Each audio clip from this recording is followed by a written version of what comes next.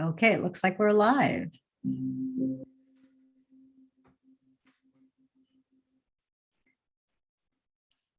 All right. So let's get started here. Welcome to Love and Money Secrets TV. And today I want to talk to you about a really wonderful experience I had recently, just a couple of days ago. And as some of you know, Don Miguel Ruiz is a friend of mine, and we were knighted together. And since 2013, when we originally met, we've from the moment that we met, we had an instant bond and just a wonderful, just heart-bound friendship. And so he recently, just a couple of days ago, he was telling me, he's written 3 new books that he'd like to share with the world. And one of the books is called The 3 Questions. So we're going to be having him on Love and Money Secrets TV very soon. We're in the midst of booking 3 different sessions. So he'll be talking about the 3 books. So the 3 books that he is going to come on and talk about the first one is called The 3 Questions, and the 3 questions, how to discover and master the power within you. So I encourage you guys to check it out on Amazon. This is the book. You'll see it right here. And so the other 2 books are called The Actor, and then the third one is called The Eros book.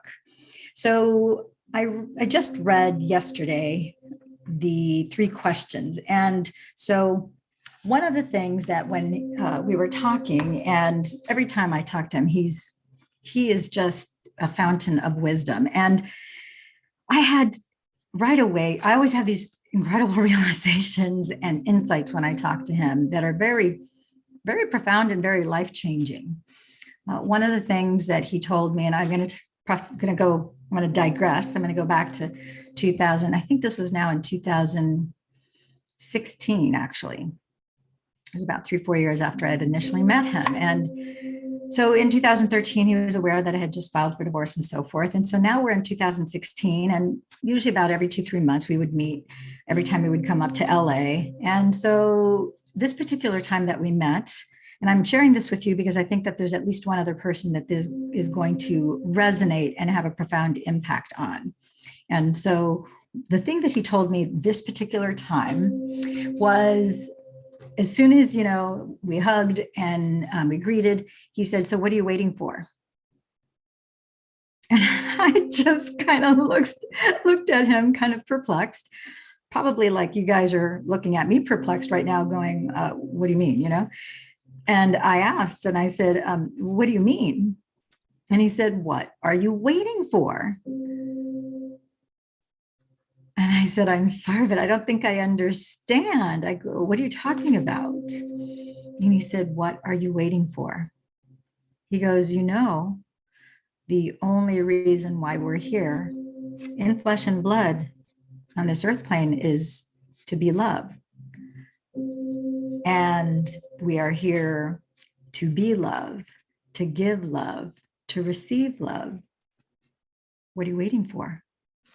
And I said, oh, I get it. Well, I've told you, I'm still in the midst of this divorce. I'm still, I want to have my final divorce papers before I go out or start dating or anything like that. I don't want to bring that energy into, a relationship. So I want to make sure that that's, done and over with. And I have the paperwork in my hand that says that, this is done. Close that chapter, and now I can, in a fresh new energy, start something new at whatever point in time that presents itself. And I remember we hadn't sat down to dinner yet, and he had said to me, "Really?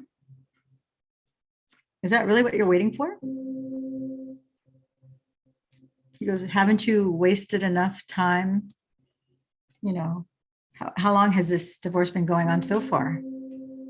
It's like 3 going on 4 years. You were in a loveless marriage for years before that. What if it takes you another 10 years to finalize this divorce?" And to be honest with you, the moment he said that, it was like a shock to my autonomic nervous system. I felt as if a giant bucket of ice cold water with ice cubes had just been doused over my head. And it was such a chilling and disturbing possibility that really never entered my mind, even though this thing was dragging on. The possibility that it could actually go 10 years was unfathomable and not something that ever crossed my mind. And so with that, I immediately had an awareness that all I had was the now, which, as I look back, every single conversation, every interaction that I've had with my sweet friend, Don Miguel, has always been that. He always goes straight to the heart of the matter, and he is just always bringing it back to love and how you are love, I am love, he is love. We are all expressions of love, and that's what we are here to live, to embody, to express, to know, to receive, to be it. And so I want to share some of the things that because we're all in ignorance of something, and heaven knows I'm flawed. I'm not perfect. I have a lot of I have a lot of issues, but I have issues like anybody else. There are things that I think I could do better. There are things that I think I could do monumentally better. And so I'm a work in progress. But with that being said, I know that I'm absolutely perfect just as I am, and I'm not broken. And so again, there's always so much awareness, so much like expansion of who I am every time that we speak. And so one of the things in this particular conversation and this message, this conversation that we had wasn't recorded. So I just feverishly wrote down, anytime I had really profound insights, I just wrote down these notes. So I have my little flashcards, which I will probably refer to, or maybe not. I don't know. I am really in the moment when I do these broadcasts. So my heart was just that I wanted to share this with you. And one of the first things he said is, it's always you. Everything you have are stories, and it's just you. And so the beingness of who we are and the stories, the things that we tell and we recount and that we share with others and that we tell ourselves, they're all stories, and none of them are real. That this 3D reality really isn't real, that the only thing that truly is real is really the energy that is us inside our inner being, which is limitless. And so the stories, the history, the mystery, everything, it's all us. And so the fact that we begin to learn, and that we begin to not even learn, as we begin to recognize and become aware and understand, and we're really at a deeper level, just our consciousness is expanding to recognize that, right now, this moment, you and I have co-created this moment where I am doing this video and you are watching this video, and you have co-created this moment. I am actually speaking to you, but this is really you speaking to yourself. Because as Greg Braden talks about, in many of his lectures that talk about the Essenes, and many of you are aware that Jesus was an Essene, and that he practiced the Jewish mystic practices of the Essenes, and did a lot of, healing yogic modalities during his time, and that the Essenes teach. And Don Miguel is basically saying the same thing, different language, obviously a different energy, because he's a different reflection, a different aspect of God, just like you are and I am. And so he's talking about how it's always you, and that you are me and I am you, and that my recognition in you is my recognition of me in you. And then he talked about, this is so profound. This was like a huge aha for me. And he said, knowledge should be at your service. Now let's stop here for a second, because ever since probably my first awareness of using the term or the phrase, knowledge is power, and real power is the application of knowledge, not just having the knowledge. You can have all the knowledge in the world, but if you don't use that knowledge, then you may as well not have it. It's as good as a book that has knowledge, but it's closed and it's never been opened. It's hidden and it's not put into practice. So when he said that knowledge should be at your service, and then he talked about the words will follow your intention. So whatever words you speak, follow your intent. We are life, and if you give all the credit to knowledge, if you give all the credit to knowledge, that you need to be aware that the knowledge is you. The knowledge is already in you, and that when you need the knowledge, that it will come to you and it will flow to you, and it is that it's always at your service. And so one of the things that I shared with him was, I told him about a recent book, a book that I've been having published since August that's still not here yet. And I told him about how that whole process unfolded and how I just sat down, not even planning to write that book. And it was just kind of a fleeting thought, really, that I should write a book on intuition. And that was kind of a thought out of the blue, because I was not thinking about writing or anything. And just the thought came, you should write a book on intuition. And then I thought, well, I know how this goes. So let me go, I'm going to open up a book template and I'll just put on for the title, I just put intuition, thinking that I would just do that and walk away. And the next thing I knew, I sat down and it was about 10:30 at night. And I wrote continuously in a stream of conscious awareness where all I did was listen and hear. And then I typed as quickly as I can so that I could write down what it was that I was receiving and the feeling that I would get, try and put it and describe it as best as I could in words. But it was coming so fast that I was just typing. It felt like 15, 20 minutes. And of course, 8:30 in the morning, when I finally finished and there was nothing else to be said, I realized, oh my gosh, it's 8:30 in the morning. I didn't sleep. I missed the sunrise. And then I realized, oh my gosh, I think I wrote a whole book. And then turned out there were 88 pages, no grammar, no periods. It was just pure words that were written on a page. So the whole thing needed to be formatted, capitals, divided up into chapters and so forth. So I was giving the credit to that divine energy that was outside me, or at least so I thought it was outside of me. And I didn't realize until he told me, he goes, you're that knowledge. That knowledge isn't outside of you. That knowledge was inside of you. And then because you were open and receptive, it was activated and it came through.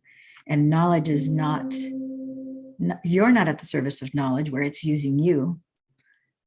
Knowledge is at your service. You use knowledge as a tool. And as you have the intention to use that knowledge, it becomes activated in you. And then it flows through you because it is you. So as we were having this dialogue, I had the awareness. I'm like, oh my gosh, I didn't realize that I was giving my power away again. Here it is, going to the outside, giving credit, and instead of going inward, which I've been really intentful of always going in as opposed to out to seek anything. And I didn't seek anything from the outside, but now I was giving credit to the outside, which in this case was labeled knowledge. And so I was like, oh my gosh. So I feel like I took a little piece, or maybe a big piece, or, it's all relative, labels, numbers. So whatever the size was of whatever that energy, I took a piece of me back. So I'm more integrated. So I'm more whole and complete, even though I thought I was whole and complete already. But in my own ignorance, I was giving my power away to another energy, to another source, to another, whatever you want to call it. And so, knowledge, when you need it, it comes to you. It flows right into you as needed. And the other thing that he mentioned, that as we're looking at all these things, like we look at everything that's in our environment, and there are things that we see in our inner mind's eye, which are obviously virtual. They're not tangible, although sometimes when you're operating in that 5D realm where you're in your imagination, especially if you're in a very deep meditation, oftentimes that seems as real, if not more real than even this realm, because you could see, feel, taste, touch, all of those things in that dimension, depending on the person. It's all individualized, because after all, here we go again, big full circle, it's all you, right? So the things in this 3D world are also virtual. None of it is real. All of it has been man-made and manufactured and created by all of us, by you, by me. And it's all art, because we are the artists. We are all the creators of our own reality. And he says here, I wrote down, the artists, he puts, so the artist basically puts the thing together. Knowledge didn't write that art. It's the artist who puts that thing together. And it says here, I use knowledge, not the other way around. Then the more you love yourself, the more you love yourself, the more you are love, you feel love, you give love, you receive love, the more that consciousness, that awareness, that energy expands. And then he talked, he's mentioned this time and time again, but it seemed to sound, it resonated at a louder degree this time. And probably because Dr. Joe, as you guys know, I'm one of his, proteges. And Dr. Joe says, hope is a beggar.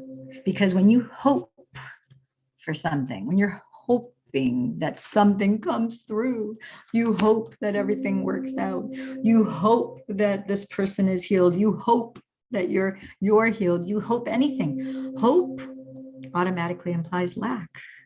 There's fear of something not being fulfilled. So there's that 1% of doubt, which I say 1% of doubt, you're out. If you have 1% doubt of whatever it is, you fill in the blank, you're out. That tiny little 1% in that, let's say if it's your gas tank, if you have a gas tank and it has a little piercing in there, which is the equivalent of 1% of your gas tank, it's not going to take very long for that gas tank to empty out without your being able to benefit from the use of the gas in your gas tank, as opposed to be able to use a full gas tank and drive and get somewhere, right? Same thing with you. So if you have hope, you're inherently admitting and embodying and embracing lack and fear to a certain degree. It's a different shade of fear, really. So the action is the thing that you create reality with. Of course, you have the figment in your imagination. You decide, you're creating in your mind's eye what it is that you want to create, and then you move forward and you create it. No different than this video right here. I had a notion of what I wanted to share, which was talk a little bit about this book that we're going to be doing a session with Don Miguel very soon, called The 3 Questions. And we're going to be talking about these principles and how he metaphorically puts characters and symbols in the book so that you can understand, based on your real life experience, how these 3 questions, which are universal 3 questions that we all ask ourselves, and they're answered so beautifully, so eloquently in that book. So we came to love. We're an incarnation of Eros. We are of the love being, and when we come into this 3D reality, we come in obviously as perfect love. We are not needing anything, wanting anything. Of course, in the womb, everything was a perfect environment, just the right temperature. You were never hungry. You were never too hot. You were never too cold. You didn't have to go to the bathroom. Everything was perfectly provided for in that environment. And then, of course, you were born, and that continued for quite some time. As a baby, you don't do anything, and everybody loves and adores you the moment you were born, and you love and adore everybody and everything. And really, there are only 2 things that we are afraid of when we're first born. And the first thing is, I believe that the 2 things that are universal to all babies is you have the fear of falling, because generally speaking, you're being sustained, you're being held, carried, coddled, embraced, hugged, just held tenderly, or you're swaddled in a crib where you feel safe and secure. So short of that, you have the the fear of falling, right? Separate from that, you have the fear of loud noises. As you hear a very loud noise, of course, it'll startle you because naturally the vibration that goes through your body when you hear that loud noise, it's an automatic reflex that you have really for your own protection. Other than that, you don't really have any fears. And so now you move forward in life, and then we have society, we have our parents, which are first influencers. You have society, you have siblings, you have neighbors, friends, etc., anybody that you come in contact, which start to create a second blueprint, as Don Miguel talks about in his book. So here we are. Once you're an adult and you get to a certain level of consciousness, oftentimes, we are more moved to change and to evolve and to do something different and to get back to the original love that we are once we suffer some sort of pain, trauma, and drama in our life. Oftentimes, pain is a greater motivator than pleasure. And pleasure is a pretty big positive motivator, but for some people, pain is a greater motivator than pleasure. And so, yes, we move towards pleasure and we move away towards pain. But when we have a certain level of pain, and oftentimes, I know Oprah talks about how, you'll get a little tap on the shoulder, you will get a, brick on the side of the head. And if you're still not paying attention after all these signs, these symbols and synchronicities that are trying to get your attention, that something's got to change, you got to do something different. Well, then sometimes you get the velvet hammer that puts you flat on your back, where now you're in a hospital room. It's happened to me a few times, where now you have no other way. Before you were like, I don't have time for anything, I'm so busy, and you're running manically at 150 miles an hour. You've gone from first speed to second to third to fourth to fifth, and you're like jamming, just going turbo blast, and you're getting probably quite a few things done. But if you keep on driving at that high a gear for a prolonged period of time, you're going to blow out a gasket, burn a fuse, or come crashing and burning, because nothing is meant for you to be going at 150 miles an hour forever. And you can ask for popular albums by saying, that's Alexa. It's not supposed to be on, but anyhow, whatever. Anyhow, and so that is like trying to show you something. So let me see if I can share a few other. Yeah, he also said another thing that I thought was very profound. He also said that part of this is when you get back to being in that conscious awareness, where you realize that, okay, I've got to change something. I've got to get back to my original, for me, gosh, I wish I could tell you that I realized that I needed to embrace self-love. I wish I could tell you I was in my 20s or my 30s, but I wasn't. I was in my 40s when I finally had that recognition, and I realized, and I didn't have any idea how to do it. And I knew that that was the path to me living the fullest expression of myself, even though I had no idea after making that decision what the first step was. And so I remember there were some things that were not, in my, I was denying a lot of emotion, which that's not a very loving thing to do for yourself. So if you have positive emotions, I had no issue with it. But if I had any negative emotions, if I had any anger, if I had sadness, if I just had upset, I would never express anything like that. I would just bottle it in. I would repress it. I would never digest it or resolve it.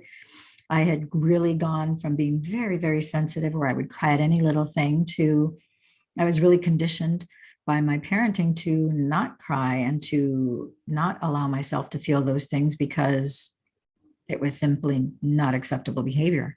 And so I became the queen of repression and suppression of negative emotions. And I would only allow myself to feel the positive, happy, joyous emotions. And then in my early 40s, I started realizing, okay, the more I learned about health, well-being, just entire more holistic forms of healing modalities and so forth, I realized this is a very caustic and damaging behavioral pattern that over the long term is not going to serve me well and is not for my benefit. And it's also not for my kids' benefit. It's not for my benefit, the benefit to me and those that are in my environment that I deal with on a personal level as well as a business level. It's just not a healthy way of being. And I started recognizing how it affects the physical heart, even though I didn't have any kind of heart. I was super healthy, but I didn't have any heart conditions or anything. But I started becoming aware. You start to see more natural and logical consequences as a result of not just physical actions that you take, but also emotional and psychological actions, which go hand in hand with spiritual actions that you take. So as I looked at the whole of that, I started realizing I'm like, okay, I need to do this. And so in that progress, of course, they say that when the student is ready, the teacher arises. So in 2010, I had, that was one of my decisions, was to live with an open heart. And then I really kind of drew a line in the sand in 2012. And then in 2013 was when I met Don Miguel Ruiz for the first time. And so he's been a wonderful mentor and friend in this. And what he said day before yesterday was that in this process of being love and giving love and receiving love, that you marry yourself and you are resetting yourself to that pure state of love that you were when you first came as a baby. And I thought to myself, this is fascinating, because in 2015, I remember very distinctively that I did this process, and it is basically you take a composition notebook, and we did this through the 90-day Heartmate consciousness experiment. If any of you are wondering, well, how do I get back to either self-love, or how do I, find that heartmate?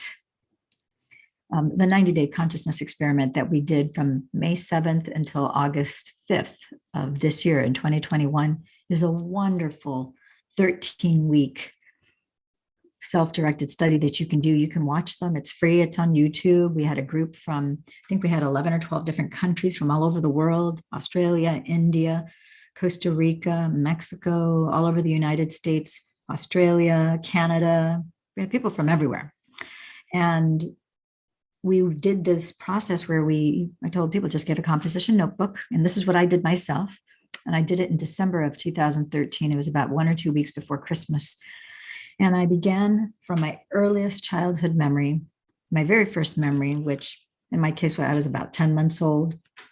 And you start from whatever that earliest age is, and then you start to write in chronological order as you remember things, the good, the bad, things that maybe you're embarrassed or ashamed of, maybe not so cool things, rotten things, mean things you may have done and said to people. It doesn't matter. Any and all memories, all the joyous experiences that you had.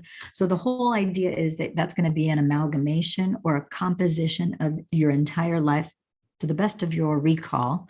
You're going to write it all down. If by the time you're 5, 6, 7, 8, 9, 10, 11, whatever age, if you remember, oh yeah, that's right, I forgot when I was 3 years old this happened, or I forgot when I was 6 this happened, or I just remembered my mom said I was 15 months old when this happened, and I remember, that's fine. Then just write it in the book and continue on until you get to whatever age you're at right now, to the point in time where you're writing this out. And it's uncanny, because what happens to me was it took me a few days. I had a friend who did this in one sitting. I don't know how they did it in one sitting, but they did. It took me probably 4 or 5 days every day, writing everything that I could remember. And then I had other things I needed to do, and I had to walk away and then come back, read the last little bit that I had written, and then keep going from there. I'm a writer though, so I'm very detailed in my writing, very, with word pictures and everything. So it took me like a week to do mine. But the point is, I finished it. And then I took the composition notebook, and I was still married at the time. It was during the middle of my divorce, which is probably one of the best, most healing things, empowering things I could have done. I didn't know it at the time, but it was. So I took the composition notebook, and I remember I went to burn the thing in my fireplace. So I had a Duraflame log. This is not sponsored by Duraflame, by the way, but I got a Duraflame log, and I lit it, and I had some wood under the Duraflame log. And then I took, my lighter, and I turned it on, and then I put the composition notebook on top of there, thinking that would, it's all paper. So I thought it would all catch fire right away. Well, it wouldn't catch fire. The fire would go around the composition notebook, which I thought was kind of strange. So then I opened the cover up and I figured, well, let me just let me light the cover and then the whole thing will, catch fire right away. But it didn't. So I thought, this is kind of strange. So I tried both covers and it was kind of resisting wanting to be burned. Again, doesn't make sense because paper's made out of wood. So then I opened the composition notebook and then I, did the best I could to light as many of the inside pages as possible. And then it started to catch fire. But I noticed that there was a resistance to it wanting to burn. And it took much longer to burn. I thought it was going to burn right away. I didn't know how long, but I knew that it was going to burn, or I thought it was going to burn right away. It ended up taking several hours for it to burn, which I was waiting for it to finish so I could go because I wanted to run out to Bed Bath & Beyond. And so finally, hours later, and I watched the whole thing burn. It was kind of a meditative process. Although I wasn't really thinking about anything, I was just initially very amused that it was harder to burn than I realized. Hi, Jackie. Thank you for tuning in. So what I realized in that moment as I was watching my autobiography that had been written in that composition notebook, I thought, wow, yeah, there are things in there that, of course, I would never want anybody to read them because it's like the good and bad. It was the all of me, right? And so there is an inherent energy to those words that I wrote inside that book in my own hand. And so that shadow side of me, the dark side of me, the part of me that I didn't like when I would get angry, when I would get sad, when I would get frustrated, when I would get upset, the side of me that was sometimes maybe backhanded or maybe underhanded, whether usually with one of my little brothers, one little brother, never a thing, but the other one, it was like he would do things and I would never in the moment, I would never hit my brother back, but I would do things to get back. And so that was not a nice thing to admit to myself that I was that way. And it was very underhanded. And so all those things, they were aspects of me, but now they're being burned and I'm watching all of that energy being burned in the fire. And that fire, the book did not want to be burned. That composition book wanted to remain as is. So I kept on lighting it and it eventually burned. So I was like, thank goodness, I finally got it. It was a relief to know that it was done, that it was complete. I didn't overthink it very much. I was just very amused about how powerful the energy was in the book. Because you take paper, whether it's newspaper, composition notebooks, they normally burn quickly, but not this one. But it was because of that energy and the intention that was written in there. So I thought, wow, that's pretty cool. But it was amazing that it was so tough for it to burn. So I walked away with that and I thought, okay, now I'm free to go to Bed Bath & Beyond. And as I ran to Bed Bath & Beyond, I had no preconception, no expectation. I just did that exercise because I knew that it was somehow going to digest the all of who I was. But what happened next, I could have never anticipated. So I very innocently, just like I normally do, I thought, okay, there's a couple of things that I need to get at Bed Bath & Beyond. And as I'm walking down the aisles of Bed Bath & Beyond, probably 5 minutes into my looking for things, this energy hit me. And it was the most unusual energy I have ever felt.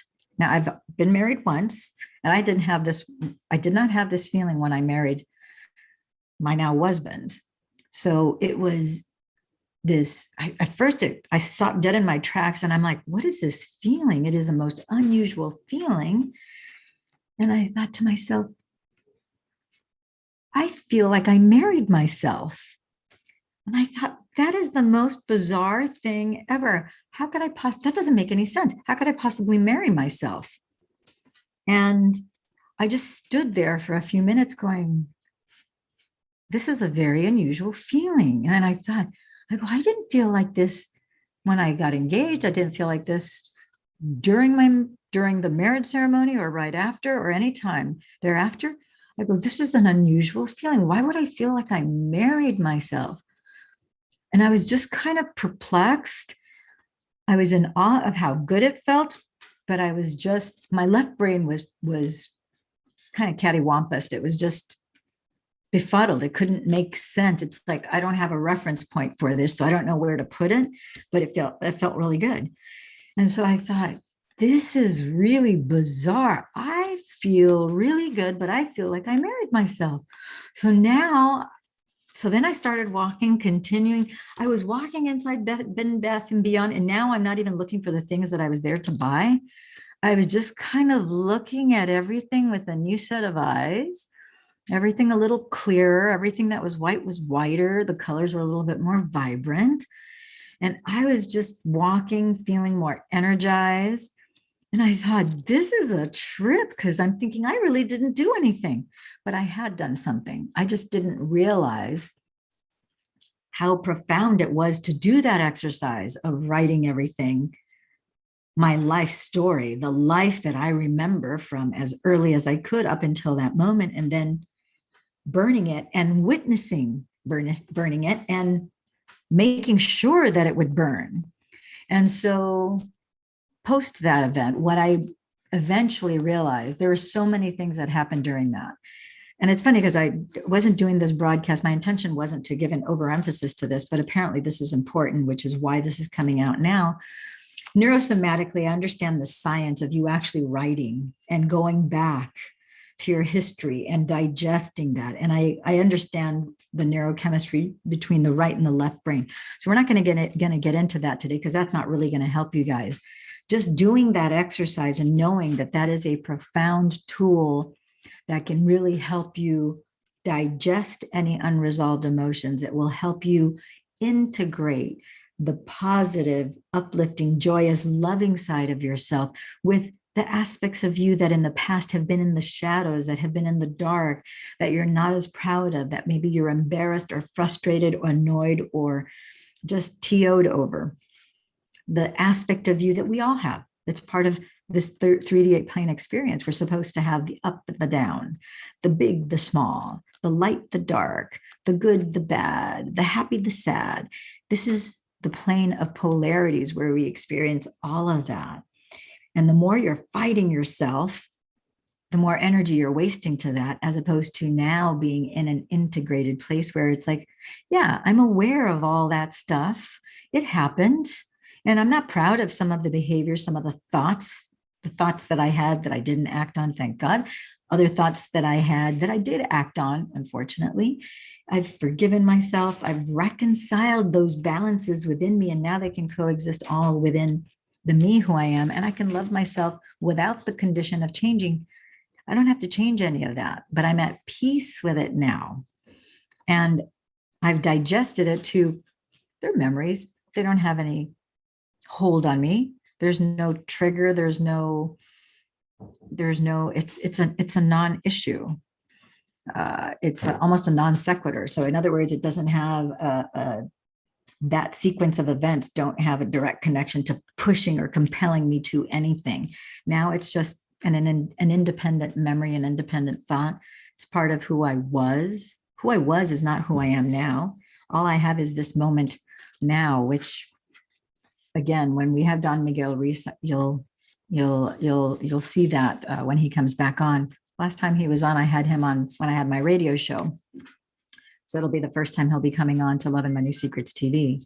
So let me see. I want to just share with you that if you're really interested in maybe diving deeper into this aspect of self-love, I'm not going to go through and share all of these notes. I think I've given you guys enough here, but to pay attention to the signs, the symbols, the synchronicities that you have around you, because they're guiding you to a better life. And the more you become conscious and aware of them, the more they will surface in your life and give you guidance as to what direction that you're needing to go in. And I think for a lot of you right now, even if it's just one of you, Jackie, I really appreciate your being here. If you take nothing away and you just run over to the 99-cent store and pick up a composition notebook and then just begin to write from your very earliest memory. And I think it would even help you and serve you to tell yourself, it's okay, I'm going to just take 10 deep breaths.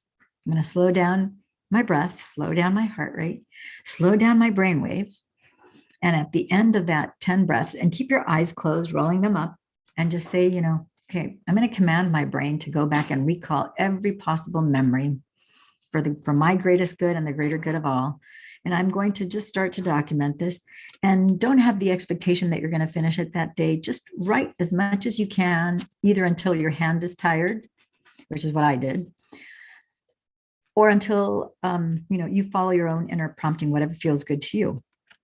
And if it takes a day, if it takes 2 days, 3 days, doesn't matter. If it takes you a week, it may take you 2-3 weeks. I had a client that it took him like a month, and he's in the midst of a divorce, and he's had a lot of awarenesses of why his marriage has fallen apart, and how these things are here to reflect back to us different things. Nothing happens by pure accident. I will tell you that. Even car accidents that you think are purely an accident, that you have no fault whatsoever, you've created any and all of it. It's a reflection of an inner thing that's going on inside you, which is outside of you.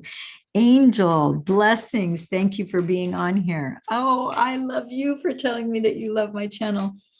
This is really, Love and Money Secrets TV was born out of just pure love. So I thank you so much. I'm honored that you tell me that. So good and bad major. Yeah. So Jackie, to answer your question, yes. So every memory that you have, every emotion that you can think of, just jot it down. Think of it as like an autobiographical purging of every and all aspects of you, knowing that no one will ever read that book. No one will ever. It's you poured out onto those pages. So you're going to literally write your heart out, all the most joyous things that you experienced, and then the ugly, the bad, the sinister, horrible things done to you, horrible things you did to somebody else or other people, maybe even a group of people. It doesn't matter if you were bullied or you were the bully. It doesn't matter. The thing is, pour it all out on paper, because this is, in my opinion, for me, it was how I was able to marry myself, my light side and my shadow side. And I could have never anticipated. I didn't do it with that intention. I was doing it as an exercise to, I was looking to cope with the stress of my divorce, to be quite frank. And that exercise has paid off dividends like I cannot begin to tell you. It's been, like I said, the energy that I felt, which was so shocking to me. It is such an awesome energy. And it's the integration of all of that stuff is being digested in real time in that moment as you're in that allowing state. So it is really miraculous. And the fact that you're not typing it, the fact that you're writing it longhand, there is some extra brain chemistry that goes on when you write things down, whether you print or whether you write cursive. It does profound things to integrate the right and the left side of your brain, which is your left analytical thinking, critical skills, as well as the memories are stored in your left brain. And then your creative consciousness, expansive side, you're integrating them both as you write, and then your tactile feeling that on the paper. There's so much that's going on here. It really is amazing. Jackie, let's see, you say, okay, definitely will take me more time. Yeah, it's probably going to take you, it took me over a week. Laugh out loud. Definitely, I'm on a journey to love myself. Yeah, that is the greatest gift that you can give yourself, because you will totally change and everyone around you will totally change. And I think one of the biggest things as you move forward in this, thank you, Andrew, for joining us here today too, that you're going to find is your judgment of others will drop, which is crazy because we are brought up in an environment where people are so judgy. They are so critical. They want to control, because they're out of control. They want to control you and make you do this or make you do that, or be more hardworking, or be more spiritual, or be a really good girl, or be a really good guy, or whatever. Let's see, Andrew, you're saying here, I'm going to read these in order. Angie, you say, okay, definitely will take me more time than a day. Yes, it will. And you're on a journey to love yourself. That's great. I'm there with you, sister. And then, hello, Andrew. What is the best advice can you give people in their early 20s? Oh my gosh, Andrew, you're so lucky you're in your early 20s. I wish I would have done this when I was in my 20s. So my first thing I would tell you, Andrew, is go get a composition notebook, like I said before, and begin to write your earliest memory and do the 10 deep breaths. Close your eyes, roll your eyeballs looking up into your eyebrows, and take 10 deep breaths with the intention of slowing down your breath, your heart rate, and your brain waves. 10 deep breaths, and then command your brain to recall all your memories from birth until present, and then begin to jot them down. Jot them all down. Good, bad, ugly, things that you'd be horrified for anybody to know about. Everything. Leave nothing out. Okay. And until you finish that notebook, I would put it under my mattress, hide it where no one else can get to it, because, put it under lock and key, because you don't want anybody to read that. It's just for you. And you're just going to pour your heart out, everything in chronological order. Even if things pop up, now you're 16, 17. Oh, I remembered now something I didn't remember before. This happened when I was 9. So then just go ahead, write it in the book. Oh, I now remembered. I'm writing everything about I'm 17, but I remember that when I was 9, this happened. I totally forgot about that. Haven't thought about that since it happened. Doesn't matter. Just write it as you become aware of it. And let's see what else. And then burn it as I instructed you. You can watch this broadcast from the beginning to get the whole kit and caboodle. Let's see. I'm going through a lot of similar feelings you described when I came to only allowing myself to feel positive emotions and being afraid of negative ones. Yeah. Oh my gosh. I was so conditioned to that, which I believe in my experience. I was aware from the time I was young that we had alcoholics in my family. So my grandmother died of alcoholism when she was 49. That's my mother's mother. And then I was aware that my mother's 3 siblings were alcoholics. And when I was in my teens and my early 20s, I didn't realize that she had a drinking problem. But I realized by the time I was in my late 20s, I'm like, oh my gosh, she's an alcoholic, closeted alcoholic, but she was an alcoholic. And my best friend in high school knew that she was, but I didn't. I was in ignorance of it. So, and then my father barely drinks. Hardly at all, if at all. But his father was an alcoholic. And so I thought, wow, we got alky genes on both sides of the family tree. So I knew that I had to be very, very careful. And I realized, oh my goodness, in doing all this work, I was telling my best friend, it's like, I said something, it's like there was some sort of frustration. And because I was the queen of suppressing negative emotions, not letting myself express, you can express anger without being without it being damaging to another person. So I've never been a verbally abusive person where I'm not a yeller or a shouter. And some people are, and that's your path, that's your journey. But it wasn't me, because I was the queen of suppressing, right? And I wanted to be nice, and I wanted to be goody two-shoes and yada, yada, yada. So I remember saying to my best friend, whatever the circumstance was, yeah, it's enough to drive you to drink. And then she said, oh my gosh, perhaps that's why, some people drink. And I'm like, yeah, they're trying. I'm like, oh yeah, they're doing it. Probably not because they want to drink, but they want to numb that emotion, and they don't have the energy to contain the emotion. So it's better to not feel anything. So then they drink, and to the point, and it could be drinking, it could be it could be drugs. You could take whatever exogenous outside substance that will give you that feeling. You could go shopping to numb the feeling, those bad feelings. You could be addicted to playing a sport. It could be any sport. It could be even work. I would drive myself to obsessively work 14, 16. I would do 24-hour shifts, not because I had to, but I would drive myself to do that because I didn't want to deal with some of those other personal things that I had going on that didn't feel good.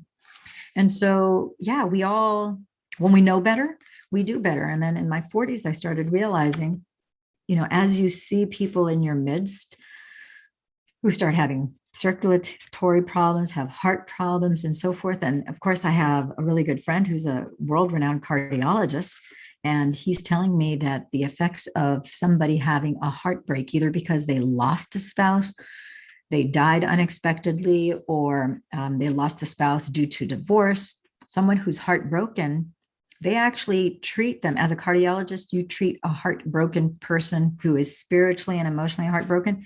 When you actually check the condition of the heart, it suffers the same trauma as someone who had a heart attack. And so the protocol is the same. I thought, that's amazing. And he goes, and people can die of a broken heart. So be careful also how you language if you're saying that you're heartbroken, because the heart is also the most resilient organ in the body. So with that being said, you could be heartbroken, but you can, just as you learn to love someone, you can learn to let go and to love yourself enough to know that you deserve something better. And if that didn't work out, there's a reason why that didn't work out. That's not the be all end all. You existed and survived and were in a place of being loved prior to that person coming into your experience. Now that that person has either passed on or that person is no longer in a relationship with you for whatever reason, love yourself enough to know that it's okay, that it's all right, that it's part of the progress and path that you have to take to become the better you. Let me see. A lot of us go through these, everybody has these unwanted emotions. Let's see, identify with what you said. I think I've suppressed a lot of stuff along the way. Yeah, a lot of us, some of us, we were, like my mom, God bless her. I had an amazing mother and an amazing father. I really had an idyllic childhood, honestly. But I was admonished and I was threatened with a belt. If I was going to cry over, because I cried over any little thing, if somebody looked at me cross, it would hurt my feelings and I would cry. And for my mom, that was not a good reason to cry. So if you were hit, if you fell down and hurt yourself, that's a good reason to cry. If she hit you with a belt, of course, that's a good reason to cry because you're physically injured now, right? So, but we now know that emotional and spiritual injury is as painful as the physical and affects the physicality of you. In fact, that's part of the root cause of a lot of disease that we have, like a lot of the neurological disorders that we have, MS, diabetes, Parkinson's, the list goes on and on and on. There's so much research now to back it up that we didn't know years ago, but there's research to back it up now. So that is here to say that if you were heartbroken, at that moment when that happened, yes, you were heartbroken. It may have been devastating. It may have been a shock to you when you realize that either somebody passed away, I've known, there's been some terrible, people have died in terrible ways. I mean, we don't want to recap any of that because we don't want to relive that, but bad things happen. And so the thing is, as a human body, you have a resilient body. Your heart has the ability to withstand that and to grieve that in that moment, cry. The best thing is, like, when you have that kind of loss, cry in that moment. Allow yourself to feel that pain. You feel like you're going to die, which is why I didn't want to cry, because I felt like I was going to die. And then you realize, yeah, you do die. You die to yourself, letting go that energy of the past that is no longer you, that is no longer with you. And then you are now in the moment of who you truly are right now, which is pure, unfettered, untainted love, unconditional love, where it's not requiring anything of anything outside of you. You were just in that pure being state of joy and of love without any of those attachments. And I want to say something really quick, because I had one of my clients was saying to me, she goes, she thought every time she had something that triggered her, that was possibly a sign of unresolved trauma in the past. I go, no, that's not necessarily true. Just because you get angry, whether you feel that it's a trigger or you just genuinely get angry, or you get sad, or you get mad, or you get frustrated, or you get annoyed, that's a sign to you that your body is working perfectly fine. You're supposed to be able to feel heat and you're supposed to be able to feel cold. You're supposed to be able to feel love and you're supposed to be able to feel fear, because pain and those sensations are biofeedback to you. If somebody now does or says something that doesn't feel good to you, and maybe it doesn't trigger you, but it doesn't feel good, that's not evidence of a childhood trauma that's unresolved. No, it's just saying to you, oh, wait a minute, this doesn't feel good. This is an unwanted. Now you go back not to lash out. Perhaps you might have to put a boundary with that person if they're crossing a boundary. Maybe you need to say, stop, don't do that. But go within, because that's oftentimes an outward reflection of something that's going on the inside. So if that's the case, go within, and now you can change that unwanted situation into a wanted situation. And so now you turn the other cheek. Keep on saying to you guys, the ancient scripture that talks about, if a brother does this to you, turn the other cheek. Let's not turn the other cheek so that, oh, they hit me on the right cheek, now they can hit the left. No, what it means is like you're looking to the left over here. What you see is unwanted, unpleasant, doesn't feel good, makes you feel bad. Let me turn the other cheek. Oh my gosh, I look over here, so much beautiful. It's like, look at all the gorgeous, this is the sunset on the right here. Everything is so much more pleasant. You're going to starve the wolf that's over here. There's a Taoist story about which wolf do you feed? The one that's growling, angry, full of rabies, wants to bite you and harm you? Or do you want to feed the wolf that's over here, that's part of your pack family, that's going to protect you, that's going to provide for you, who wants to love on you? Which one are you going to give your attention to? Because that's the one that's going to grow. I want to shrink that bad boy, that nasty. I don't want that. This one over here, he's kissing me, licking me. He's a pack, wolves are very much pack. They're pack animals. They're very familiar. They're not solitary by themselves. And so I'm going to feed this wolf instead of that one. So I'm going to turn the other cheek, go, sorry, not today. Yes, where I'm getting love, this is where I want to be, because I am love. And that wolf is the embodiment of me. It's giving me love, just as I am so happy and excited to see that dog, that wolf. It's happy and excited to see me. Let's see. It's redirecting that. The wonderful late Bill Nasby, who, if you guys saw the Secret DVD, in the Secret DVD, they show a red bicycle. And that story of the red bicycle was Bill Nasby's story as a childhood boy. And one of the things that he would say all the time is he would ask, anytime he did a public speaking engagement, he would ask, where does your primary power lie? And he would respond, the answer is, your primary power lies in your ability to respond with ability, which is your responsibility. And I'm going to say it again, because the first time I heard it, I said, what? And he said, your primary power lies in your ability to respond. How am I responding to that negative wolf? To respond with ability. My ability is to turn the other cheek, and I'm going to feed the wolf that I want, the one with love, because I am love. To respond with ability, that's your responsibility. So we are creating with our thoughts, but we are also creating with our free will. As we have our free will, it's like a floodlight. And as you have your consciousness completely open and you catch wind of something you don't like, you're like, okay, pause button, don't like this. There's actually a formula. Dr. Joe teaches the formula. Oh my gosh, it's so amazing. You hit the pause button in the face of the unwanted. You do the deep breaths, command your ego to go in timeout.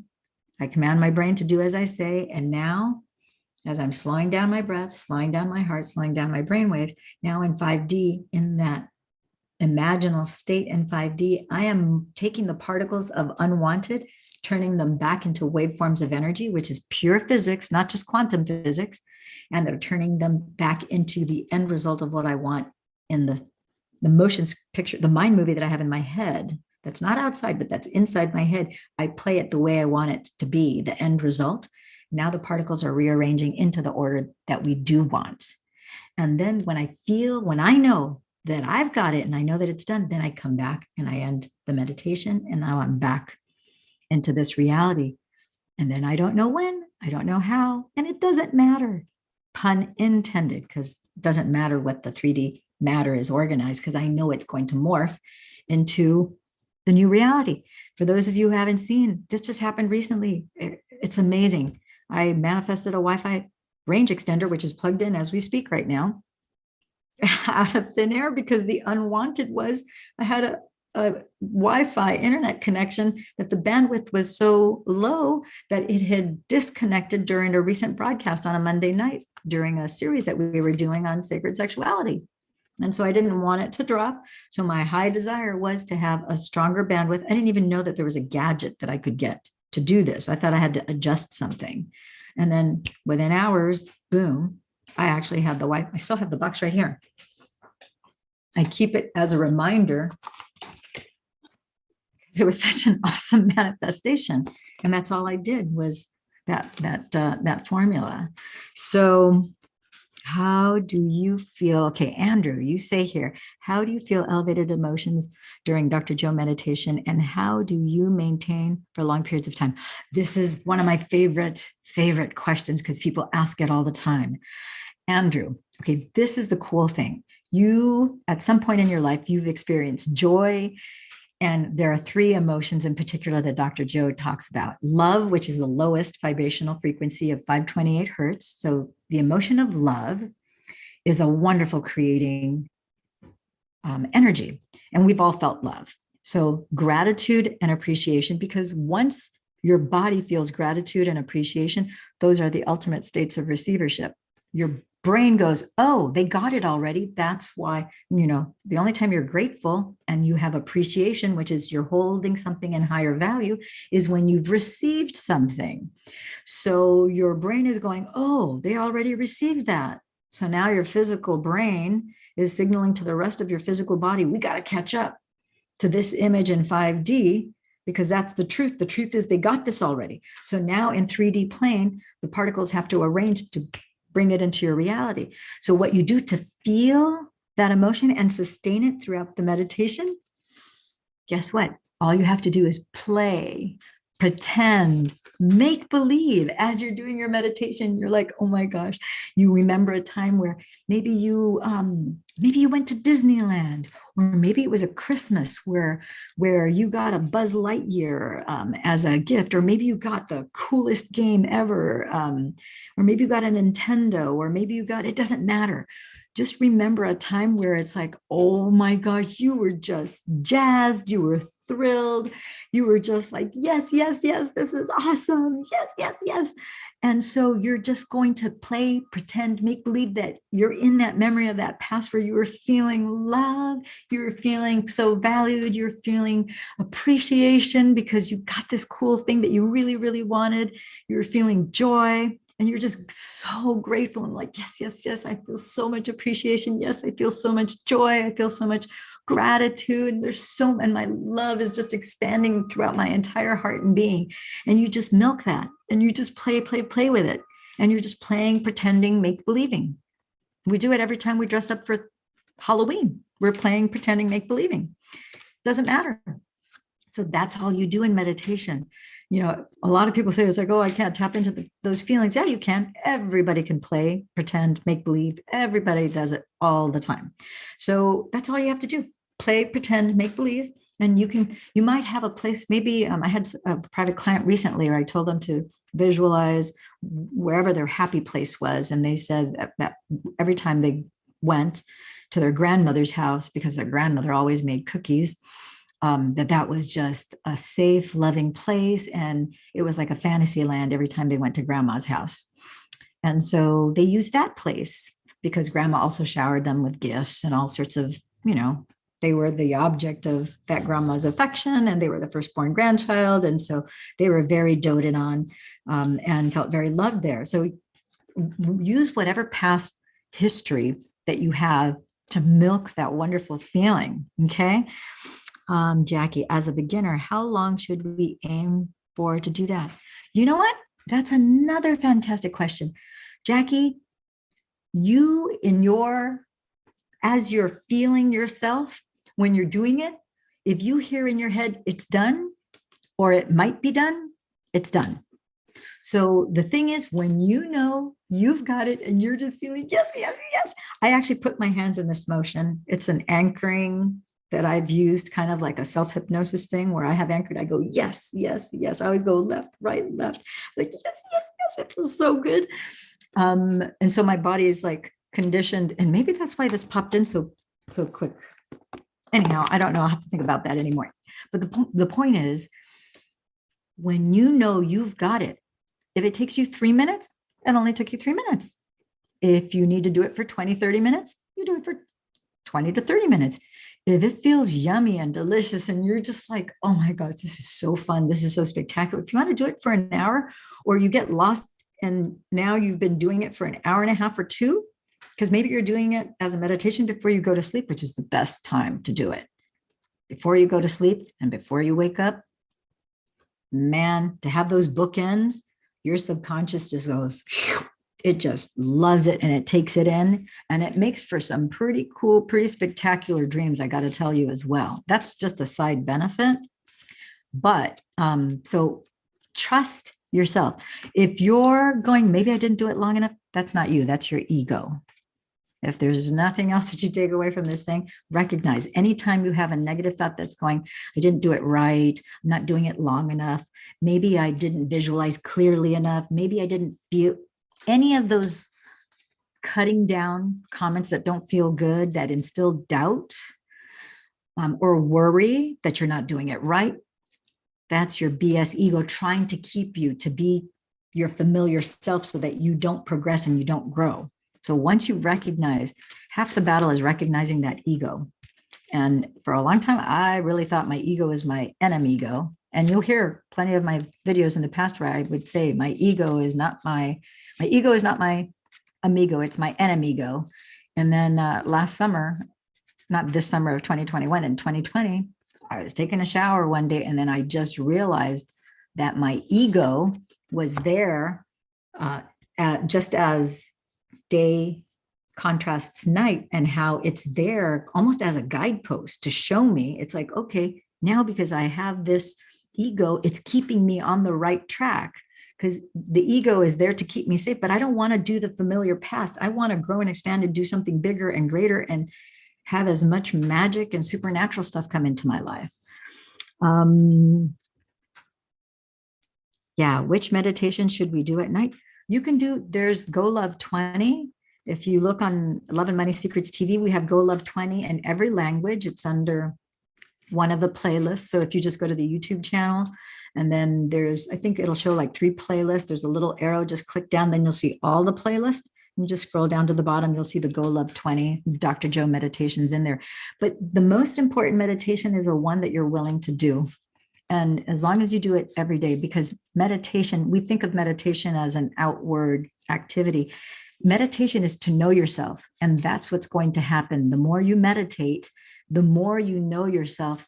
And a little sidebar here, one of the revelations that I had last year, it was very clear, because I was kind of complaining in a meditation to the energy of the all, right?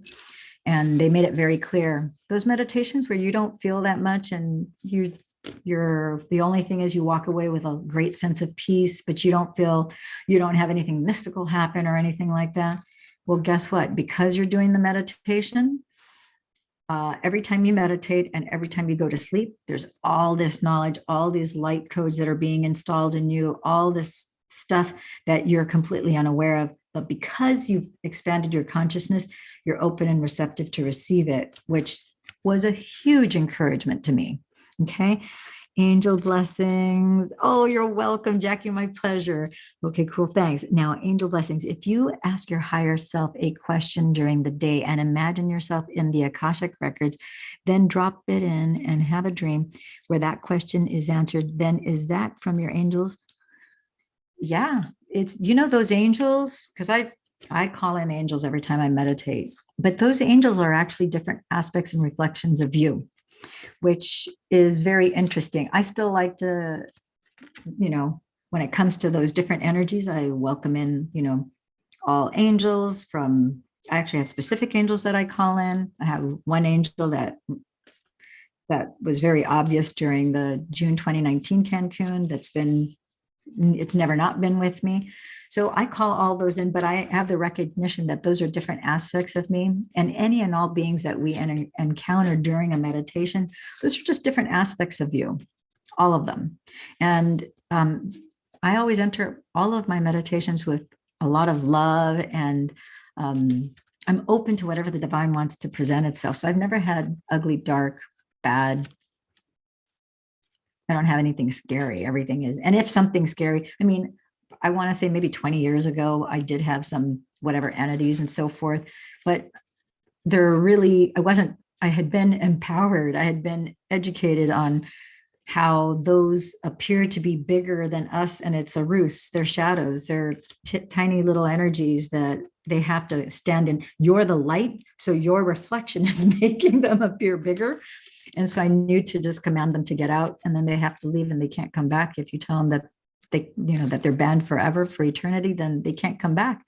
So then they don't come back. And so I've never had an issue with that. The light is so much more powerful than darkness. So know that, yeah. So what is one of the craziest mystical experiences did you have that really transformed your life? Oh, I've had a few. I had one specifically, which I still am like in awe of, which happened in March of 2020, which is a few weeks after the pandemic. Dr. Joe called all the advanced students. There was, I don't know, 17,000 of us, I guess, that he called in and said, okay, this Sunday we are going to do a meditation from 9 o'clock in the morning till 3 o'clock in the afternoon. And the intention was to just spread love throughout the entire globe and the universe to heal any and all beings of whatever, not just the virus having to do with pandemic, but just to heal, just have it be a complete healing energy. And the goal was to have 1 million people that would be doing this Go Love 20 meditation. And so it was purely with that intention. We started that meditation, and it was just, it was just amazing. Our hearts are all open, and everyone, from like 60 somewhat countries was doing this meditation. And then during, I want to say it was between the 3rd and 5th hour, in those last 2 hours, and I have no idea how long it lasted, because you don't open your eyes and look at the clock, right? So I all of a sudden remember that I had this energy that came to me, and it said if I was ready. And I had, my intention, in addition to handling that love in, was I let go, I surrender, I accept, I receive, I embrace. Some of you guys are familiar with my R meditation, ARE, which it's another form of being, but R is an acronym for to accept, to receive, and embrace, because that was a meditation that was given to me while in a meditation. And then I quickly wrote it down because I knew I wasn't going to remember it. And so in that meditation, I was asked if I was ready. And I said, yes, I accept, I receive, I embrace. The minute I said that, it was like I had like these jets that were magnets on the heels of my feet that just pulled me forward. And then somehow I wasn't out of balance. And then I went through like this light energy vortex of all these different colors. And then in a flash, I was standing up at a door, and they said, open the door. So then I went to open the door. It was a white door. When I opened the door, and the door opened this way, when I opened the door, I was shocked, because as I opened the door, it was like hundreds of doors were like shown from my opening that door. Sorry, I didn't mean to hit the mic. And so when I opened that up and I saw all these doors, I instinctively knew that those were all the infinite number of other dimensions. So I thought, oh my gosh, that was a trip. So then as soon as I looked up, I heard from a voice over to my left, it said, welcome to the 6th dimension. And I said, the 6th dimension? And then there was I'm going to call it a spokesperson, because I don't know how else to explain it, but there was one primary spokesperson, but it sounded like all these harmonic voices, a very deep harmonic voice speaking all at the same time. And then as I looked at the spokesperson, all of them looked identical, and they all had oval oval shaped faces. And instead of an oval shaped face being, flat, like up and down like this, because like yours and mine is up and down, it was like at an angle. So it was oval shaped and it was angled like this. And the oval came to a point, and they all had like quartz white, milky white skin. There were no eyes, no nose, no mouth, no hair. Their arms and their hands were the same milky white quartz. And then they had these gowns. All the gowns looked the same. And as far as the eye could see, so I was like, there's hundreds, maybe thousands of them. And they were all wearing these gowns where the gowns had these pointy, long sleeves, but then it came close to the arm so that you could tell that they were slender arms and kind of long, slender bodies. And I couldn't see their feet. And as I was talking to this sixth dimensional being, he says, welcome to the sixth dimension. I said, sixth dimensional being. I'm like, wow, there's thousands, if not millions of you. Or I said, there's hundreds, if not thousands of you. And then it said, try more like millions, look around you. So as soon as, in that dimension, since I wasn't in this dimension, I was able to take my awareness and go all the way around 360 and look till I came back. And then I realized it's like, it was like a sea of them, like as far as the eye could see, they're all identical all the way. And I was like in the center, but this one, for whatever reason, was bigger than all the rest of them, just because it was closer to my proximity. And I think it's because it was the spokesperson. And I couldn't say if it was male or female. I wasn't even thinking if it was male or female. It was just a being. And then they told me all this stuff.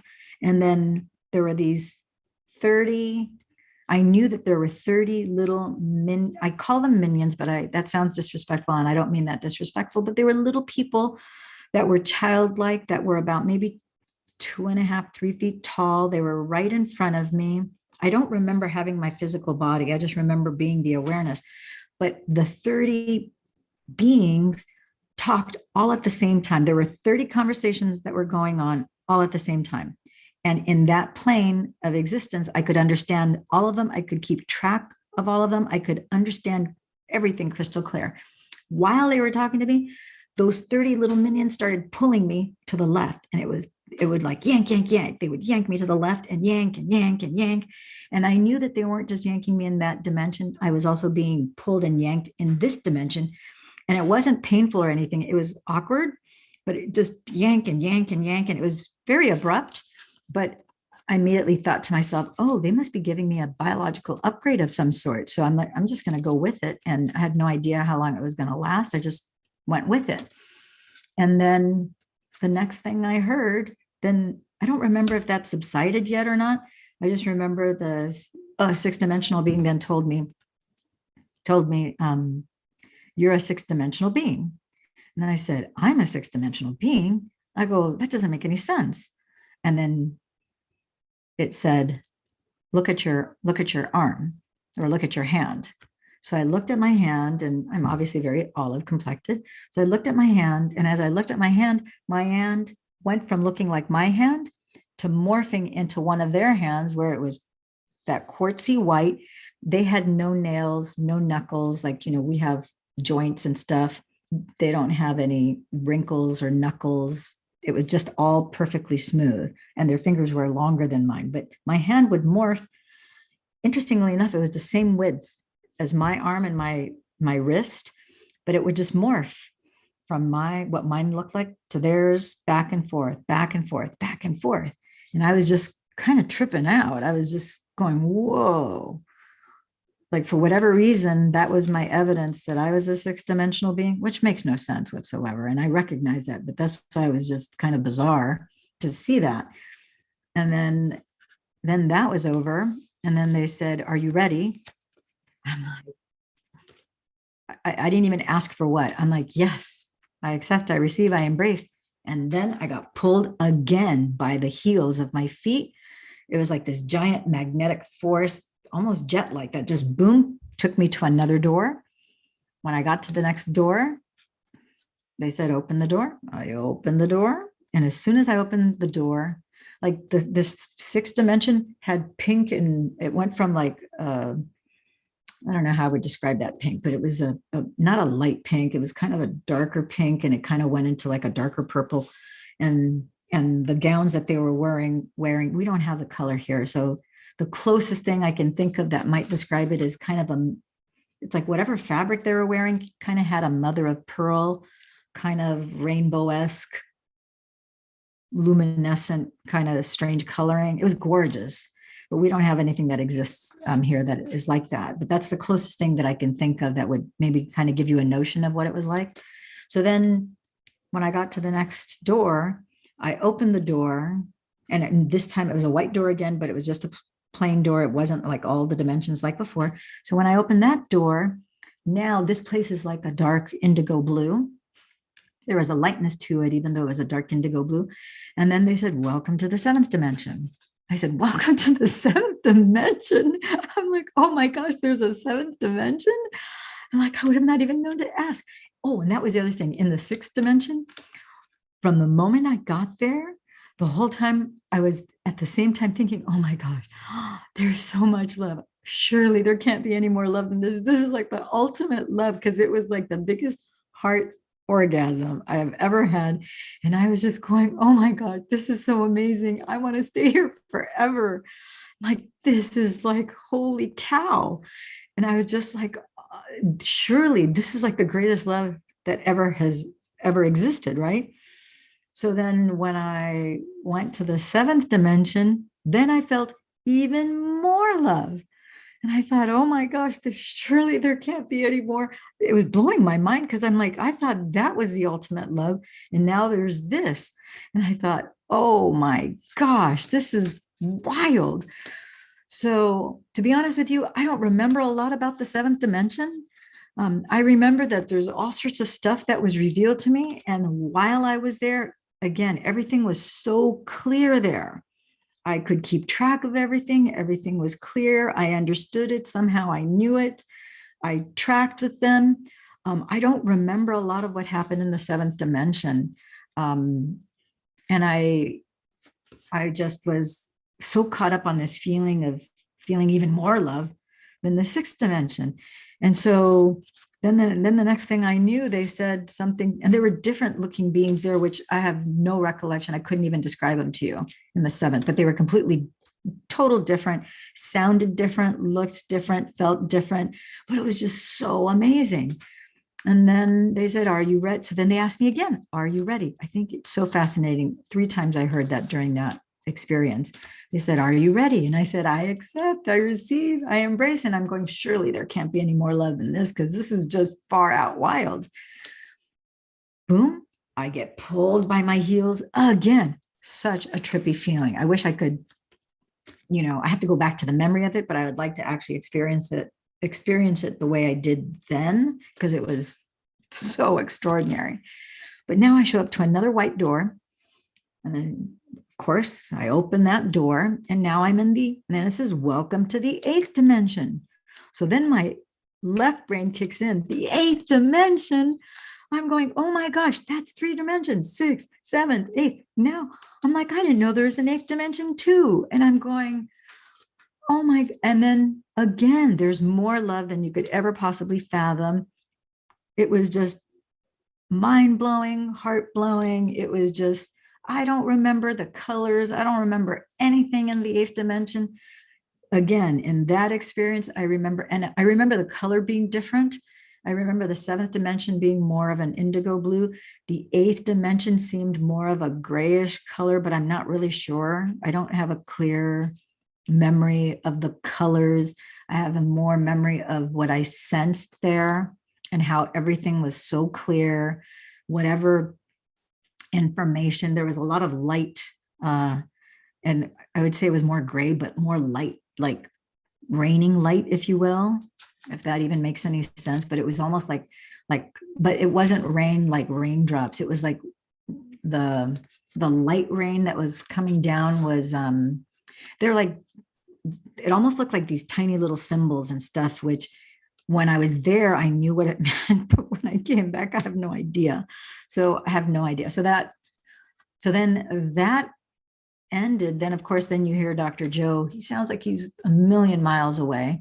And it's like you hear this faint whimpering of a voice, come back to me, come back to me, come back to me, come back to me. That gets louder and louder. And I guess as you travel back, then it gets louder and louder. And I'm like, oh, darn, that was like so crazy. It was like rad.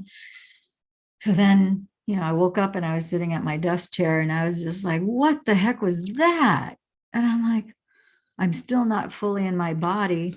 And I'm like, oh my gosh, if I write this down, I'm going to be writing for days because there's so much to recall from that whole experience that I thought, okay, no, I don't want to spend the next 2 days just writing.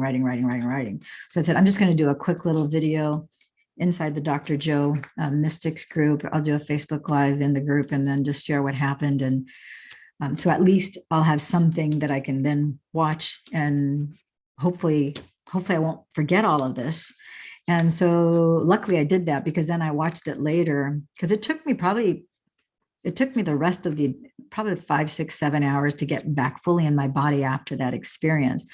So I've had other amazing mystical experiences, but that one was just so real, and it was so interactive, and hearing the voices and then seeing what I saw, and just the whole thing was just like, holy cow.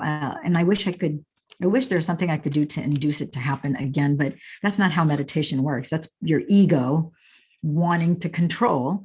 So the key is just letting go and being willing to accept, receive, and embrace whatever it is that the divine knows exactly what it is that you need to know, what you need to experience, see, hear, smell, taste, feel, sense. It knows. And so everybody has their own flavor of extraordinary. That's just what unfolded for me. I'll never forget it, because it was just that love. And I felt that love several other times without a shadow of a doubt. And I know that there's, just like there were the infinite doors of dimension that I saw, that one thing became clear, that as you continue to do these meditations, that you will have those mystical experiences where you experience love in ways that there's no way. I think to myself, there's no way my imagination, that is so far beyond anything I could ever imagine. But I will say this, especially as I talk to Don Miguel Ruiz, and he brings me to that awareness that it's all you. That's all inside you. It's inside you as you're watching this. Andrew and Jackie and everyone who's watching this, those are like awesome things that await you. And so if you get frustration, go, nope, change, ego, not going to do that. That's how I used to be. I used to get frustrated over everything. But now, thank you for showing me frustration, because I know that that's my ego. That's me being frustrated because I want to control and have a predictable future. And so I want things to go in a predictable manner. Nope, I'm not going to do that anymore. I'm going to accept, I'm going to receive, I'm going to embrace. Ego, you're in timeout. Brain, do as I say. Brain, we're going to be in love, appreciation, and gratitude. Then you just focus your clear intention, what it is that you want. If it's a mystical experience, focus on that. And then you're in love and appreciation. You're like, yes, yes, yes, I'm getting this profound, crazy, awesome, spectacular, mystical experience. Don't know when, don't know how, it doesn't matter. And I do find that the longer you do meditations, it tends to lend itself towards more mystical experience than the shorter ones. But then as your body gets more conditioned to doing the meditations and to having these mystical experiences, then sometimes you'll do a 3-minute meditation, and then out of the blue, where you least expect it, you will have something that you know that it's tied to the meditations. There's no other question about it, because your body is now open, filled with more light, quite, at a photon level. We now know, there's a video that I did last week that talks about a German research study. They actually measured the heart emitting 20 photons of light energy for the average individual.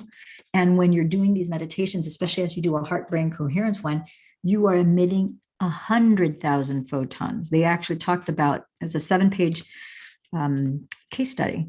And so I read it and I shared it with you guys on my YouTube channel. You'll be able to check it out after this is done. So, okay, you guys have been amazing.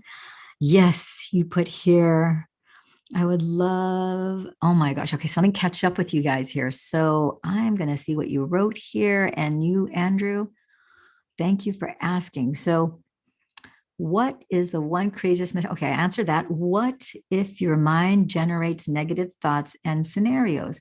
Like that is something you struggle with that causes you to feel anxious. Yeah. So that is actually your mind's ego. That's not the true you, because the loving you knows that if I'm going to produce, if you have anxiety, if you have nervous, if you have troubling thoughts, again, that's your ego trying to keep it, it's trying to drag you back to do what's familiar so that you can predict the outcome in the future to keep you safe. So you just go, nope, ego, time out, because I know that the divine has my back. I know that love is the answer. I know that I am love, and love only wants to give me things that are good for me. It wants to give me fun, pleasant, expressions of love and surprises. So you just go up, time out, brain, do as I say. We're focusing on the breath, slowing down the heart rate, slowing down the brain waves. We're just going to focus on love, appreciation, and gratitude. Yes, yes, yes, I've got this. So that's what we do with your mind, trying to drag you to your familiar past. I would love to be a student of Dr. Joe or Wim Hof. Dr. Joe, Wim Hof, the Wim Hof breath, which is the 30 breaths in and out, which is to keep you, it's training your body how to handle stress effectively and still keeping calm and energizing you all at once. Dr. Joe doesn't call it the Wim Hof breath. He just has his own name. Actually, he doesn't even give it a name. He just says that we're going to do the fast in, out, inhale, exhale, inhale, exhale. He doesn't actually do a full 30 because I've actually counted them at one of the retreats recently. He varies anywhere from 17 to 22, 23. Inhale, exhale, inhale, exhale. He is really good in the live events. He is paying attention and basically reading the room. So when he feels that everybody is alert and in the right place after either 17, 18, 19, 20, 21, 22, 23 breaths, then he stops. He doesn't take it all the way to 30. So just know that. If you want to be a Dr. Joe student, become a Dr. Joe student. You can start right here, right now, as soon as you're done with this video. In fact, just by watching this, you're automatically one of Dr. Joe's students, because I'm one of his proteges and I am teaching a lot of his content, not exclusively his content, because I do, like I said, Don Miguel Ruiz, Bert Goldman, Jose Silva. I've had many other, Dr. David Snyder. There's a whole list of them. But we have Becoming Supernatural. Get the paperback book. Again, you want to integrate this in your entire body and really master this. Make believe you're back in college. You're taking a Becoming Supernatural college course led by Dr. Joe. I do a read, a review, and apply on Love and Money Secrets TV. I have all 14 chapters and the afterword, so you can look that up here on this channel. And now, over the next 15 days, you can have an in-depth online classroom experience of reading that book cover to cover. You're going to read it with your physical eyes, and then you're going to follow along as you listen to the YouTube video. Ask whatever questions as they come up as you're reading the book, as you're highlighting it in your own book as we're reading it. You're going to highlight it. As you have questions, you just take your pen and write in the book as if you're having a conversation with Dr. Joe or with me. And then you can go on to Love and Money Secrets TV. And for that chapter, you put whatever your questions are on the comments and I'll answer you. Okay. And then if I would encourage you, get yourself to a Dr. Joe event and do whatever's required. It's better than any college tuition you can pay for. And your life will be transformed. You will walk away. The things that you will see, the people that you see get out of wheelchairs, the transformations, blind people, whether they were blind from birth or blind as a result of an accident, death, everything. You see a lot of healings, people literally getting out of wheelchairs. It's wild. It works. And you feel the energy in the room. But you can start right now. You don't need, no need to wait. Create. You've already created this moment. You've watched this video today, right here, right now. So then get started with Becoming Supernatural. And then I tell you everything you need to do in Becoming Supernatural so that you really embrace and embody it. And it's like fast track on it. So you don't have to wait to have 20 years worth of experience. He's really brilliant at what he does. So we're all here going to vote for him to become the next Nobel Peace Prize winner. Okay, so Angel, and then he's got, go to drjoedispenza.com. look under the events tab and it'll tell you the next event. Right now, Denver just started Dr. Joe Advance event, but he's got one coming up in Cancun in December. If you want to go, even if it tells you that it's sold out, my friend, I would tell you, if you really want to go, start pricing out your plane tickets, start making reservations to stay in the main hotel, put that intention and that the resources will come to you, everything, and just make it happen. And so I'm going to do a video on manifesting going to a Dr. Joe event. Manifesting as a large sum, it pretty much is all the same thing, but chapter 3 of Becoming Supernatural tells you how to do it. Jace Goes Quantum, because that's what I did. The first one that I went to, it was sold out. And I said, it doesn't matter. I'm using chapter 3, Jace Goes Quantum, to get there. And then it came to pass. Okay. And you can do it too. Everybody, a lot of people have done it. So, okay, would love to be a student. Let's see. Andrew, have you seen the blue beings? Yes. Seen the blue beings that everyone talks about during the meditation? Yeah. This is so funny that you mentioned that. My first Dr. Joe event in 2019, July, the first coherence healing that we were doing, we had already gone out, we had done some prepping inside, then we went to the beach to do the walking meditation in preparation to come back into the monastery to do the healings. And I had an archangel that's never not been with me, that's always been with me, who presented itself before we went to go to do the walking meditation. And I remember looking up at him and saying, "Who are you?" Then he revealed himself that he had never not been with me, that he was always there to protect me. So when we came back into the room and we're still in this theta meditative state, I closed my eyes and then I saw him again. I'm like, "You're back." I'm like, "Oh my gosh, you're here." And he's like, and he just kind of chuckled saying, "Yeah, I said, I've never not been with you, but I just didn't expect to see him again." Right. So I said, "Great, call in all your buddies, call all healing energies across all time, dimension, space, and reality. I don't care what universe, multiverse, if it's an energy that is a healing energy, call the troops in across all time, dimension, space, and reality. Just bring them in." So, and I had my eyes closed during this. The next thing I know, this window, it's probably about 2 feet away from me, pops right in front of me. It had a dark ink blue edge and a light, like a denim, darker than a denim blue, but a kind of a light blue background. And then the next thing I know, from this side, a little being, blue being, walks into the picture frame. It looks at me and walks off frame. Another one walks in, looks at me, walks off frame.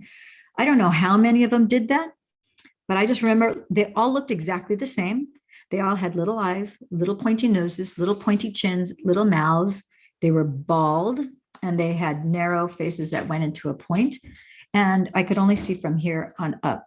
I couldn't tell boy or girl. They kind of, maybe if I had to say, they maybe were a little more masculine, but I was just kind of in amazement of what I was seeing. And they just kept on, they were like checking in for duty. After it dawned on me, after maybe the third, fourth, or fifth one, that they were checking in for duty. And I said, "Oh my gosh, they're checking in for duty. This is what we do." I said, "Great. So let's get ready to heal." And then I dove into we dove into the actual healing. And then I don't remember what happened because I saw a lot of swirling colors and packet of like geometrical. It looked like it was alive and it was like purple and black and whatever. So yeah, so I saw those those light blue beings that was the first time I saw them. I've seen them several times since, but that was a shock too. That was the first time that I saw them. What else did you ask here? Yeah, strip the 6th dimension. That still is a mind twist to me.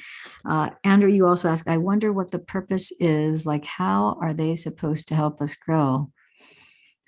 And then you say it's like pixie dust. Yeah, it is. The whole thing is like pixie dust. And I think,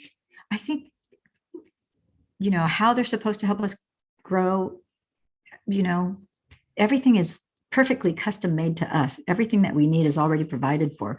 So whatever it is, whatever you need to experience, be, do, or have, it will come forth. It can't not happen. It is part of what you're supposed to experience. So now it's like celebrate in eager, excited anticipation, knowing that we all have so many exciting goodies. It's like Christmas every day. And we have to just be comfortable with the unexpected surprises, which whether you could either resist that or go with it. So it feels better to go with it and know that you have all these really cool things. And in the face of things that are unwanted, just know that you can morph it. You can go, okay, I definitely don't like this. So I got to change this. And instead of reacting and adding an elevated emotion to the unwanted that you don't want, you're like, pause button. I'm going to slow down my breath. You can do it with your eyes open. Doesn't have to have eyes closed. Slow down your breath, slow down your heart rate, slow down your brain waves. I'm going to do 10 of these, get myself centered. Now I'm basically in control. I'm at peace. I'm neutral. I'm not putting any negative energy. Now I'm going to switch it to the positive, exciting energy, because what's the opposite of this? And that starts to give you a definition. And then you realize it's like, okay, I'm not being pulled. Everybody else, oh my gosh, they freak out. No, what resists persists. So you start to let go that way of being. Let's see, Andrew. Yes, I'm working on manifesting a Dr. Joe Dispenza. Just know that it's done. Feel yourself. You know what it's like to sit in a ballroom, to sit in a conference center. Just picture Dr. Joe right in front of you. You've watched plenty of his videos. So picture sitting. What I did is I pictured myself in the front row, and then I was in the front row every day, all week. It was crazy. Crazy, crazy, crazy. I did it again for Denver because they sold out. So it works. So just picture yourself in the front row, or if you want to be in the middle row or an aisle row, wherever. Just picture yourself, feel the hardness of the chair. You're sitting on a chair already. When you close your eyes, you have no difference where it is that you are. So you're just going to feel that. And you're like, yes, yes, yes. And you're like, oh my gosh, you're hearing Dr. Joe. You're hearing the music. It feels awesome. The chill of the room, literally the chill, the air conditioning of the room. You're like, I did it. I did it. I did it. You're like, oh my gosh, this is so juicy. This is so great. And you're like, oh my gosh, I really made this happen. And then sit to your, say hi to the person. It's like, where are you from? High five. You high five them. The person, you think of a beautiful girl, since you're a handsome guy. Beautiful girl from wherever, on your left-hand side, you're like, where are you from? She high fives you. She's like, oh, are you willing to hug? Yes, I'm willing to hug. Now you both give each other a hug. It's a hug fest when you go to Dr. Joe events, which is awesome. People from all over the world. So you just do that, you do that, you do that, and then you let it go. You're like, okay. And then just do it every night, very lightly. Don't worry. Is it going to happen? Is it going to happen? No. You put yourself on the wait list on the Dr. Joe site. And if for whatever reason, if you get an email from Encephalon saying, blah, blah, blah, jump on it right away. If you didn't see it for a day or 2 or 3, doesn't matter. Use the link anyhow. And if you still, because I have more than one method to get in, to the events. But if you should find yourself in the position where you get a link and the link doesn't work or whatever, then contact me, because I'm going to tell you, doesn't matter. You'll still get in. And in Denver, when I did this the last time, because the other 2 times after that, I just registered. I was able to, because I said, well, you know what? I don't want to have to do this. I just want to be able to register, like everything just goes boom, boom, boom, which happened then the 2 following times. So there were 9,000 people on the wait list, and it didn't matter. I was still able to get in. So none of that matters. Everything is fluid. Everything is always constantly changing. Okay. So I picture myself healing people with my hands. Yeah. So, and you are a healer from a neurosomatic point of view. As you guys know, I'm a clinical neurosomatic practitioner. So one of the things is that we heal with our hands and with our eyes. And when we actually do brain mapping and we actually put electrodes on a brain, and you see how much real estate using your eyesight and your hands takes a great deal of real estate in your brain. So your brain lights up like a Christmas tree, which is why I tell you that in addition to watching Becoming Supernatural on my YouTube channel, you want to get a paperback book, because your hands are actively opening the book, turning to the pages, highlighting, writing in the book. You're having an interactive experience. So it's going to deeper levels in both your right and left hand side of your brain. You're actually doing quite a bit to integrate this information, as well as if you also get it in Kindle version, where you're going to also highlight in there, take notes, listen to the voice, read it to you back, Listen to the YouTube video. Again, they're multisensory experiences. You're feeling vibrations through your ears, looking through your eyes, touching with your hands. You're really using and engaging all of your brain. The more you can do that, the more you're going to integrate this information. How do I know? Because that's what I did. How do we ultimately know is because Dr. Joe measures it all. He measures everything at the events. He measures our blood, our DNA, our telomeres, goes on and on and on. We have heart coherence devices on us. We have, and not everybody in the ballroom, but there's like in the last one, there were 200 of us that were measured. So yeah, everything is measured. There's over 10,000 brain scans, I think now. So yeah, that's how we know. Let's see. I'd love to go, but I have to manifest a better job first. And do people go? Yeah, I went by myself. Lots of people go by themselves. So don't let that hold you back. Oh my gosh, you make such wonderful friends from all over the world. A lot of people go by themselves. Some people go with spouses or significant others. Others meet significant others there. But a lot of people go by themselves. Okay, great. Okay, that's it, you guys. I love and adore you guys. I've got to get going here. I've got another Zoom to do with a fellow mystic, Michelle, who has an extraordinary story about how she manifested 500,000 at a Dr. Joe advanced event just a few months ago. And so she's going to tell us the entire story. So we're going to jump off this one for now. Thank you for tuning in, tapping in. This has been so much fun. And okay, ciao for now.